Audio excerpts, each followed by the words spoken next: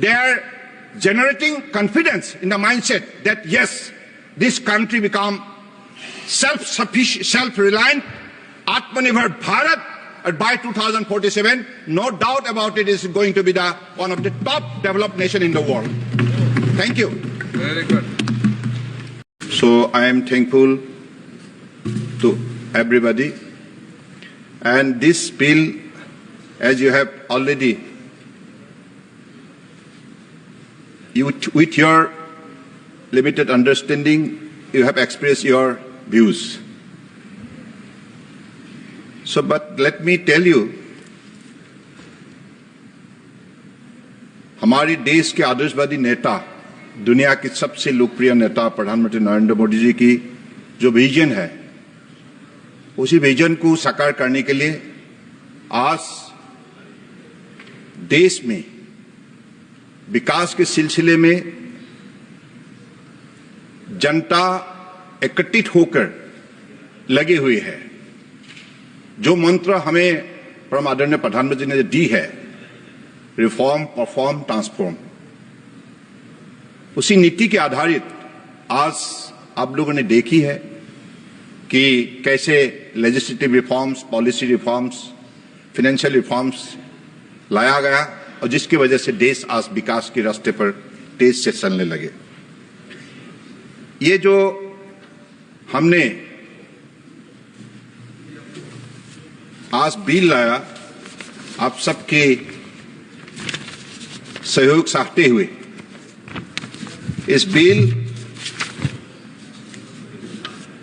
168 years old, एक पुराना कानून, जिस समय पे ब्रिटिश का राज थे, उसी कालखंड में अलग अलग देश में उसी देश का नाम के आधारित उन्होंने कानून व्यवस्था प्रस्तुत की। तो आज हमारी स्वतंत्रता मिलते हुए आप लोगों ने देखा है कि 78 years हुई है और 76 years एक रिपब्लिक होने के नाते हमें जो स्वीकृति मिली है, तो इस कालखंड में सबका ही मानना है, हर भारतीय का ही स्वाभिमान का सोच है कि हम स्वतंत्र भारत के कानून व्यवस्था लागू करें। इसलिए प्री इंडिपेंडेंस जो स्टैट्यूट है, उसका रिप्लेसमेंट और रिपील के लिए आज इस बिल लाया गया है। और इस बिल में हमारे जो भी स्टेक होल्डर्स है, खास करके शिपर and carriers,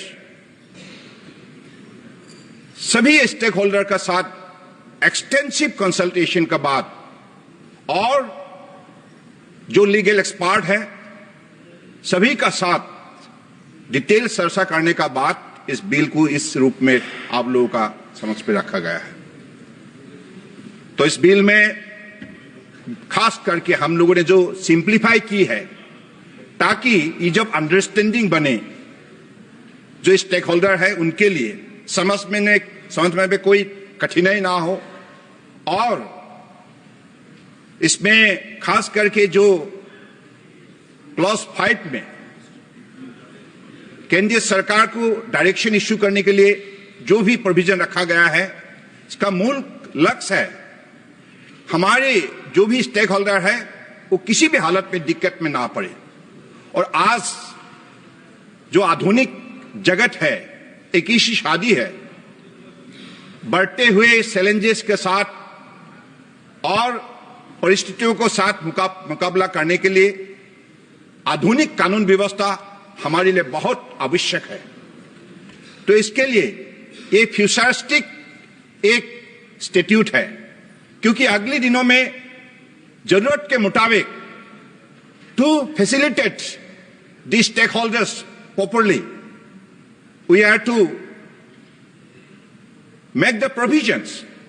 That is why this clause 5 has been brought. मैं आपको जो हमें सवाल की है उसी हिसाब से मैं आप लोगों को भी आपके सवाल के जवाब देना चाहता हूं। जैसे मोहम्मद सईद जी ने जो carriers of goods by sea bill के बारे में उल्लेख किया, मैं कहना चाहता हूं, this bill being discussed is the bill of lading bill, not the carriers of goods by sea bill. The bills of lading bill relates to the transfer of right to suit and liabilities to consignees and endorsee of bill of lading. और प्रतिमा मंडल जी का जो सवाल थे, उसी सवाल को मैं जवाब देना चाहता हूं. The power of the central government under clause 5 is limited to issuing direction for carrying out all or any provisions of the bill. This power is an enabling provision with respect to only the provisions of the Act. The bill does not seek to change any existing provisions of the Indian Bill of Lading Act, which have been substantively retained in the bill with simplification of language. Therefore, the bill will not result in investor uncertainty. Since the bill only relates to transfer of right of suit and liabilities to consignee and endorsees, it does not relate to regulation of port and does not exclude state. ये जो आपका मन में जो शंका थी, इसी शंका का मैं जवाब दे रहा हूं. कलानिधि जी का जो सवाल थे, उस सवाल के जवाब में, the bill of lading bill will not result into legal recognition of e-bill of lading. The bill of lading bill does not provide any legal recognition to e-bills of lading, which will require a detailed framework. Wide consultation का जरूरत है. अगर इसको लाना है, stake holder का साथ consultation जरूरी है, और आईटी का है, और फाइनेंसिंग लाइक जो भी इंस्टीट्यूशन है, डिटेल में फैसला करना होगा. जब मत बनेगा तब इसको इसी हिसाब से लाया जाएगा. As it is evident from the current legal framework in other common law countries such as Singapore and United Kingdom that have come up with a separate legislation that provide for the legal recognition of e-bill of lading.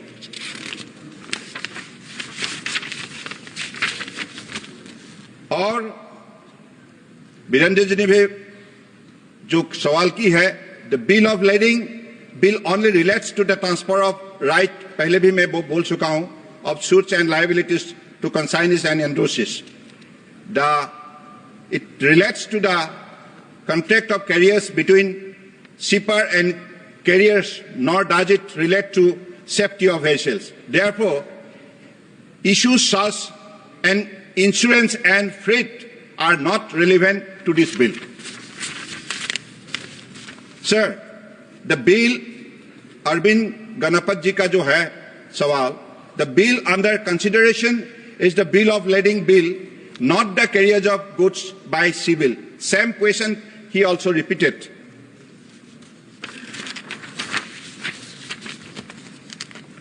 Then Gurumurthy ji का जो सवाल था, इस सवाल का जवाब यही है कि the bill does not relate to major ports for which other statute exist.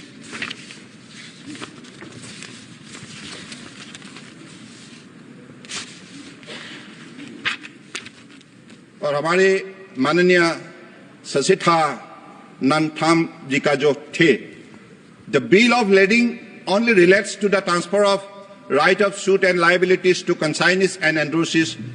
The bill neither relates to the contract of carriers between shipper and carriers, nor does it relate to the safety of the vessel.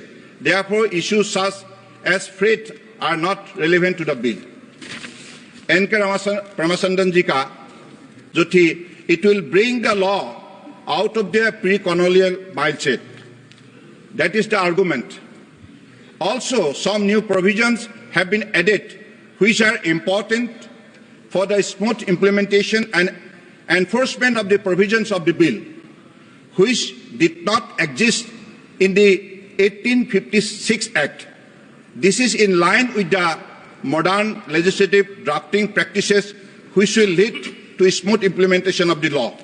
The power of the central government under Clause 5 is limited to issuing direction for carrying out all or any provisions of the bill.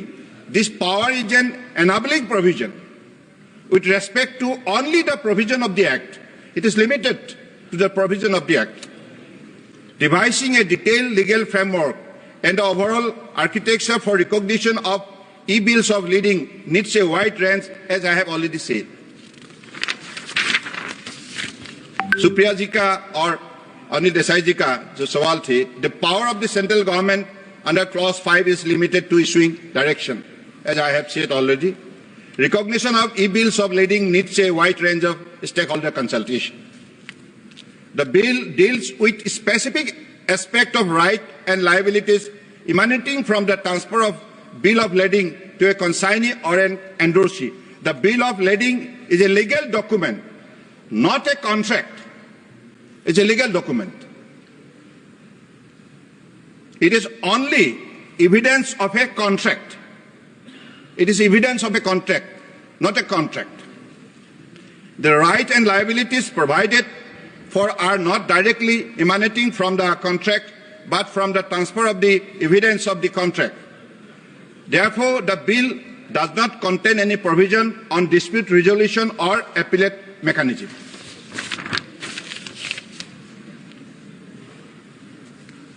Captain Viriato Fernandez, the aspect of shipping and carriage of goods by sea raised are governed by other statute. Merchant shipping is governed by the Merchant Shipping Act 1958. Ports, state maritime boards, major port authorities are governed by other statute. This bill only relates to bill of lading. The provision of the bill are not subject to the quantity or nature of goods being shipped. So these are the kind of, response as you wanted to know from my side. And for your information, let me tell you, this legislative reforms is giving a very, very important kind of boasting to the stakeholders, particularly those who are involved in this particular trade, maritime trade, because we are to create an ecosystem which will provide them ease of doing business environment, and particularly clarity of the legislation. If they have the clarity of the legislation, then definitely they could also put their report with full of confidence. So that is why Honorable Prime Minister's vision is always helping the nation to grow faster. And whatever reforms so far have been brought to the country in the different ministry you have seen, in my ministry, if I want to glorify the success story, it will take hours. Since 2014, whether it is Sagarmala program, or Maritime India Vision 2030, or Amritkal Vision 2047, in every sector you have seen what are the exemplary initiatives under the Honorable Prime Minister's direction and vision is taking place. As a result, it is giving a lot of boost and also for the faster growth of our economy. Just I want to cite out one example. International waterways. Up to 2014, let me tell you one example, very exciting. This particular act was enacted in 1986, and since then, up to 2014, there were only 3 operational national waterways in the country. Altogether 5, but operational were only 3. As a result, and also the kind of infrastructures growth and also the growth of the national waterways, whatever effort during that time the respective government has taken, it is meager, only 1,480 crores something. But that is almost 1986 to 2014. You just count the years. But in the last 10 years, if you look at, you will see total expenditure in this sector for the making of the infrastructure facilities in the different national waterways. It is more than 5,000 crores. And the cargo handling capacity, that time it was limited to 18 million metric ton per annum, up to that moment. But in the last 10 years, it went up to 133 million metric ton. So that is the good story, success story in this particular sector. And look at the shipping and port. Modernization, mechanization, digitization in the port sector, you have seen. Now, JNPA has improved its capacity of container handling up to 10 million. First container handling port in the country who has attained this particular level of success. So this is happening only because of the Honorable Prime Minister's vision, honestly speaking. So there are many other ports coming up, even Paradip, Kandla. They are all going to become the mega port because of the cargo handling capacity increasing in a very faster mode. Of course, there are private and Vizhinjam is also coming up. These are in the private sectors, in the public sectors, then it's like port run by the state government, state maritime board, everywhere. The success story now creating special encouragement to the people of the country, and they are generating confidence in the mindset that yes, this country become self-sufficient, self-reliant, Atmanirbhar Bharat, and by 2047, no doubt about it, is going to be one of the top developed nation in the world. Thank you. Very good.